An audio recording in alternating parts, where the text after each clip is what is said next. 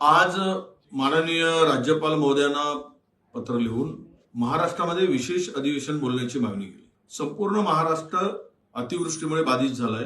जवळपास 50 लाख हेक्टर जमीन ही उद्ध्वस्त झाली, शेती उद्ध्वस्त झाली, पिकं उद्ध्वस्त झाली आणि सरकार कुठलीही मदत करायला तयार नाही। निकष लावण्यामध्ये आणि खोटी आश्वासनं देण्यामध्ये सरकार व्यस्त आहे। शेतकऱ्यांच्या घरांचं नुकसान झालं, जनावरांचं नुकसान झालं, जमिनी खरडून गेल्या आणि सोयाबीन, कापूस, मका, टोमॅटो, कांदा, फळबागा हे सगळे वाहून गेले। त्यामुळे शेतकरी फार चिंतित आहे।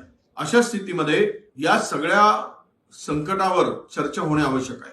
हे जे संकट आलेलं आहे शेतकऱ्यावर आणि त्यासाठी आम्ही माननीय राज्यपाल महोदयांना पत्र देऊन 2 दिवसीय अधिवेशन, स्पेशल अधिवेशन घ्या आणि महाराष्ट्रातल्या या ओला दुष्काळावर आलेल्या संकटावर चर्चा करा आणि सरकारने ठोस काय मदत करणार आहे शेतकऱ्यांना या संदर्भातली भूमिका जाहीर करावी, यासाठी अधिवेशनाची मागणी आम्ही केलेली आहे।